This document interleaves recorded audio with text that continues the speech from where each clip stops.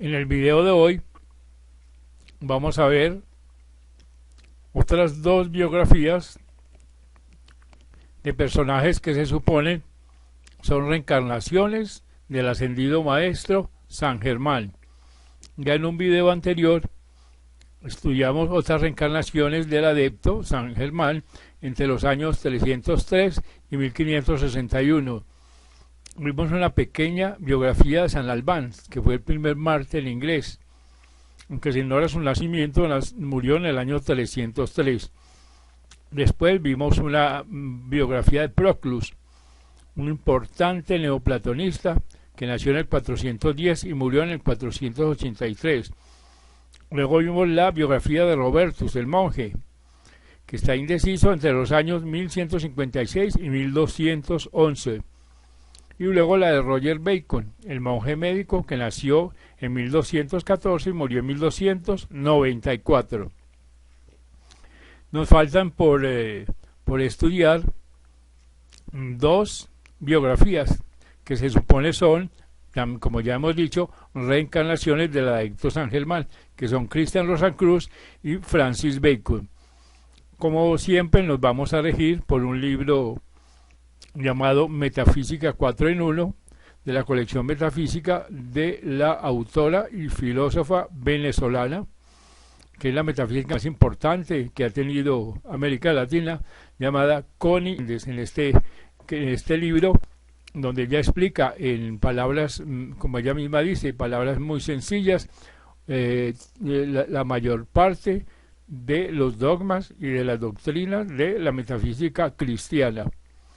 Pero volviendo a nuestro objetivo, veamos lo que dice la señora Méndez sobre la biografía de Christian Rosacruz. Dice, nació en el año 1378 y murió en el año 1484. Era alemán, noble, huérfano, y fue educado en un monasterio, donde aprendió el latín y el griego. La religión de Cristo estaba siendo muy mal entendida, pésimamente enseñada. Evidentemente, el adepto venía a enderezar esa carga. A los 17 años se fue del monasterio en compañía de un fráter y viajaron a Damasco, a Jerusalén, a Arabia, a Egipto, Marruecos y a España. A la gran pena de Cristian, su fráter murió en Chipre. Sin embargo, resolvió continuar su viaje solo. Llegando a Damasco, se enteró de un círculo secreto de teósofos que habitan la ciudad de Dankar. Se encaminó hacia esta, dirigido por ciertos árabes. Llegó el día en que cumplía 16 años. Fue recibido graciosamente, le fue anunciado que hacía tiempo que se le estaba esperando. Para comprobarlo, los hermanos le refirieron varias escenas de su vida, así que eran expertos en las artes mágicas. El joven decidió permanecer viviendo con ellos. Así que procedieron de inmediato a iniciarlo en las ciencias ocultas. Aprendió el idioma árabe, tradujo el libro M al latín, y después de 3 años de instrucción mística, y de acuerdo con las instrucciones de los hermanos, dejó la ciudad misteriosa y se trasladó primero a Egipto y luego a Fez. Allí se conectó con otros maestros que le enseñaron la mejor forma de invocar a los espíritus elementales. Terminado su periodo iniciático en Fez, a los 2 años se trasladó a España, donde intentó convencer a los doctos del error en que se hallaban, pero los eruditos se rieron de él y le participaron que ellos habían aprendido las, entre comillas, artes negras con un maestro muy superior a él, o sea, con el propio Satanás, en la Universidad de Salamanca. Así que, lleno de noble indignación, se sacudió el polvo de España y fue a otros países donde lamentablemente encontró el mismo trato. Al fin se refugió en su país de origen y permaneció allí recluido en la soledad escribiendo. Después de 5 años de una vida de ermitaño, resolvió que él, el que ha logrado alcanzar la transmutación de los metales y la manufactura del elixir de vida, sin duda estaba destinado a un más noble propósito que el de rumiar en la soledad. Por lo menos esas eran las opiniones de los que lo rodeaban. No sabemos las posiciones de la jerarquía cósmica que lo dirigía. Y agrega la señora Méndez, poco a poco reunió en su contorno los miembros que iban a formar la Orden Rosacruz. Cuando el número llegó a 4 hermanos, inventaron un lenguaje mágico, un diccionario colmado de la sabiduría oculta y titulado Todo lo que el hombre pueda desear, pedir y esperar. Tradujo al latín la sabiduría de Salomón, de Moisés, de Enoc. Fundó la primera de las sociedades de Rosacruz, que fue llamada la Casa del Santos Espíritus. Cuando ya eran 8 hermanos, decidió separarlos para que recorrieran el mundo, fundando capítulos de la orden en 8 diferentes países. Convinieron en que la orden debería permanecer secreta durante 100 años. A su tiempo, Cristian murió. Fue sepultado en una de las casas secretas de la orden. Los miembros originales desaparecieron y no fue hasta la tercera generación de sucesores que durante unas reparaciones apareció la tumba en una cripta oculta. Estaba escrita con caracteres mágicos y, según la historia de la orden, entre comillas, iluminada con el sol de los magos. El cuerpo se encontraba en perfecto estado de conservación, como ocurre con todo iluminado, cuyas células limpias se llenan de luz y por lo tanto no pueden corromperse. En el sarcófago habían documentos de gran valor para la orden que esclarecían las confusiones que estaban molestando a los diferentes capítulos, los cuales alegaban que el tal Christian Rosenkreuz era seguramente un impostor o un símbolo, ya que cada capítulo se consideraba la casa original. Así pues, uno de los documentos disponía la divulgación de los propósitos de la orden por medio de una circular invitando a la iniciación y a toda persona preparada y sincera. En el año 1614, los filósofos y alquimistas del pueblo Kassel, en Alemania, fueron sorprendidos por la publicación de un panfleto circular que llevaba el título de Fama Fraternitatis, u opinión fraternal de la meritoria Orden de la Rosacruz, dirigida a los eruditos en general y a las cabezas de gobierno de Europa. Era un mensaje de algunos adultos anónimos profundamente perturbados por la condición de la humanidad, que ansiaban su regeneración y su perfeccionamiento. Proponía que todos los hombres se unieran para establecer una síntesis científica para encontrar el sistema perfecto para el desarrollo de las artes ocultas. Abogada por la terminación de todas las discordias y conflictos entre los intelectuales de la época y también la solución de las autoridades con sus teorías anticuadas. Hacía hincapié sobre el hecho de que, así como la religión había sido reformada y aseada, igual destino le correspondía ahora a la ciencia. Proponían que todo esto fuera dirigido por una hermandad de iluminados, hijos de la luz, quienes habían sido iniciados en los misterios del Oriente por un alto miembro de la jerarquía de adeptos y estaban capacitados para llevar la era a su perfección. Esta circular tuvo 7 ediciones en 3 años. Así pues, Christian Rosenkreuz trabajó con los alquimistas Jacob Boehme, Goethe y Wagner, todos movidos por el mismo espíritu que repudia la religión ortodoxa, que huyen de los dogmas y la esclavitud y vienen a implantar la libertad de los hijos de Dios en alguna forma nueva.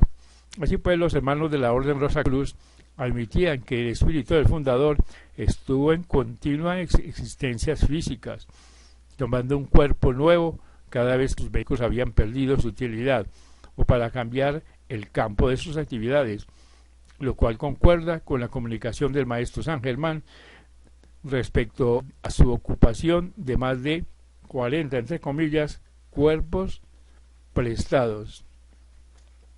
A continuación, la señora Connie Méndez, en su ya citado libro La Metafísica 4 en 1, da la última biografía del que se supone ser una de las tantas reencarnaciones del maestro ascendido San Germán, y es la biografía de Francis Bacon.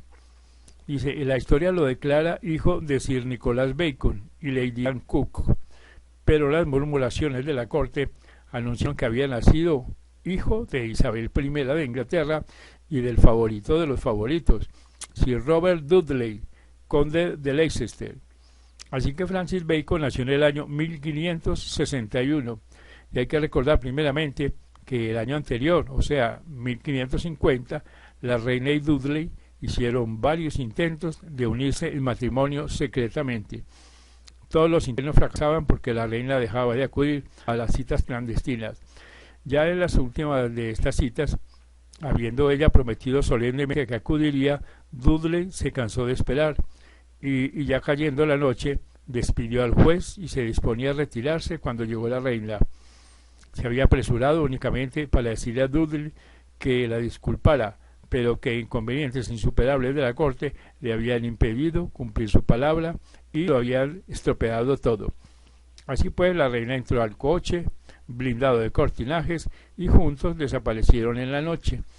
Al día siguiente, como si tal cosa, la reina recibía en su despacho los asuntos de su reino, pero a los pocos meses, de repente surgió la estratégica moda del talle puntiagudo y rígido, como una tabla que bajaba del pecho entre voluminosas polizón, entre comillas, de cada lado y sobre las caderas, todo evidentemente atrevidamente diseñado como para disimular un embarazoso embarazo. La reina había al fin y al cabo desistido de toda idea de matrimonio. Isabel valoraba demasiado su derecho a reinar a su antojo y sin interferencia, y continuó apodándose la reina virgen entre comillas. Para poder continuar esta farsa, en la hipótesis de que el niño Francis fuera de ella, había que entregarlo en la adopción a algún cortesano. Más adelante veremos cómo todo iba comprobando la verdad que siempre está a la vista del que tenga ojos para ver, entre comillas. Así pues, Francis Bacon nació en el año 1561, como bien dice, por esos mismos días. Resultó ser lo que tenía que ser, un muchacho excepcionalmente inteligente. Entró a la Universidad Trinity a los 12 años de edad, de a Cambridge 3 años más tarde. No había cumplido 16 años cuando ya le habían tomado aversión a la filosofía de Aristóteles. Así que pues la encontraba estéril, desprovista de todo lo que pudiera beneficiar prácticamente la vida del hombre. Al terminar en las universidades, los señores Bacon lo enviaron a París, bajo la tutela del embajador inglés, para estudiar política y diplomacia. Allí se interesó en la ciencia experimental, miró un concepto radicalmente nuevo sobre el objetivo del saber humano, y expresando que en la antigüedad el único fin era el de descubrir nuevos argumentos verbales, en cuanto que la ciencia moderna buscaba vencer y dominar la naturaleza, arrancándole sus secretos, no por medio de eternas palabrerías, sino por la experimentación, la unión de la teoría y la práctica, el conocimiento y la técnica. Y agrega la señora Méndez, como verás, era el mismo objetivo que lo impulsaba a través de todas sus vidas. Comenzaba ya a escribir su magna obra, la instauración magna de la dignidad de la ciencia, destinado a devolverle al hombre su autoridad sobre la materia. Así pues, el hilo de Adriana nos sigue señalando el temperamento del adepto en su costumbre de producir todos sus escritos en latín y en su empeño de llevar a la humanidad a dominar y a liberarse de toda atadura y de toda represión. La muerte de Sir Nicholas Bacon lo obligó a regresar a Londres, donde encontró que el testamento de su padre le adjudicaba la parte flaca, o sea, del hijo segundón, entre comillas, y lo forjaba a ganarse la vida. Se entregó al estudio jurídico. Así que pues Francis Bacon pasó 25 años de su vida a la sombra de Lord Burghley, tío de él por parte de su madre, el cual lo obstaculizaba y lo humillaba sistemática y constantemente, y en forma tan malvada que daba a pensar que le había sido entregada la tutela del joven para que lo mantuviera no solamente vigilado, sino dominado y reprimido. Así pues, todos los intentos de Francis para lograr su situación apropiada en la corte fueron infructuosos. Se diría que la reina Isabel no tenía otro empeño que el de mantener alejado y olvidado aquel vástago de su pasado desafortunado. Al fin, tal vez forzado por las habladurías cortesanas y las suposiciones desfavorables para la reina y su agente Burghley, este le obtuvo un asiento en el Parlamento, pero toda idea de que pudiera aprovecharlo como instrumento dócil fue disipada. Lo primero que hizo el joven fue colocar en la posición contra una petición real que surgió. Esto, por supuesto, produjo la desaprobación de la reina y del tío Burghley, y no hubo más favores. Sin embargo, resultaba casi imposible reprimirlo, ya que los múltiples talentos de Francis, sus trabajos científicos y literarios, aun en los momentos de mayor lucha contraria, engrandecían su reputación. Así, en 1605, publicó su Avance del conocimiento divino y humano, que constituía la primera parte de su Instatuario Magno, el cual iba a dar al mundo un nuevo sistema de aprendizaje y pedagogía. Así pues, con Francis Bacon comenzó otra vez la edad moderna de la filosofía. Al organón de Aristóteles, él opuso su Novum Organum. Así como Proclus había restaurado el neoplatonismo, Francis Bacon hizo renacer por cuarta vez en la historia del intelecto humano el platonismo y el neoplatonismo, libertando los intelectos de su tiempo de las discordancias de las teologías aristotélicas. Así pues, Lord Bacon era Rosacruz, llegó a ser imperator de la orden. La voz populi estaba murmurando acerca de Francis Bacon, se aseguraba que las comedias habilísimas que lanzaba un tal William Shakespeare no eran sino de Francis Bacon. El que firmaba las obras, o sea, William Shakespeare, que era hijo de un granjero de Stratford-on-Avon, así que no era exactamente un campesino, ya que había desempeñado algunos cargos municipales en dicho pueblo, pero tampoco era persona que pudiera dispensar a su hijo la suficiente cultura para que éste se expresase en los términos poéticos y eruditos del finísimo teatro shakespeariano. Tampoco podría el hijo del granjero conocer la vida cortesana y nobiliaria, ni mover en ella sus personajes con la familiaridad y soltura que evidencian las mencionadas obras. Así que el William Shakespeare, que firmaba las obras, se ganaba la vida trabajando de portero en un teatro, y algunas veces, y debido a una emergencia, desempeñaba algún papel insignificante. No es difícil, pues, deducir que Francis Bacon aprovechará la amistad para llevar sus obras al teatro a través de este canal. Son 30 y pico de piezas que traen a la atención una situación humana o social por las cuales siempre trabajó el adepto, y por él Francis Bacon. Así que 30 y pico de obras que manifiestan una continua corriente de la ley de la vida que hoy conocemos también. Además, ha sido revelado por los hermanos mayores de metafísica que las obras teatrales de Shakespeare contienen no menos de 500 acrósticos del nombre Francis Bacon, y también un código cifrado aparece en una de las obras, el cual divulga la instrucción interior de una escuela iniciática de la cual Francis Bacon era miembro. Así que se ha dicho de paso que este señor es autor de un código cifrado que es aún hoy en día la autoridad mundial. A la muerte de la reina Isabel de Inglaterra, ascendió al trono el rey Jaime I, el cual desalojó automáticamente la resistencia contra Francis Bacon, y este fue nombrado procurador. De allí a fiscal de la corona, a Lord Guardián del Sello Real, y de allí a canciller, todo en menos de 11 años, además de que simultáneamente le fue otorgado el título de Lord Verulam, y 3 años más tarde el de Vizconde San Albán. Ahí va los de Adriana. Y añade la señora Méndez: los envidiosos andaban muy industriosos, lo atacaron, lo calumniaron, lograron encarcelarlo en la Torre de Londres. Bacon era defensor de la política del rey, y los amigos que habían servido a Isabel hubieran preferido verlo en el plano humilde en que ella lo había tenido. Pero el rey lo libertó y lo exculpó, pero Bacon se retiró a la vida privada, donde continuó escribiendo su Instauratio Magno y las comedias de condiciones sociales que había que corregir.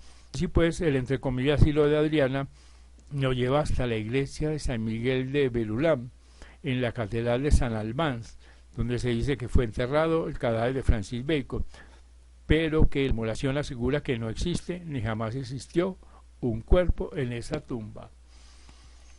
Después, en un plano de conocimiento mucho más profundo, vamos a contestar la encarnación del adepto en el cuerpo de Francis Bacon.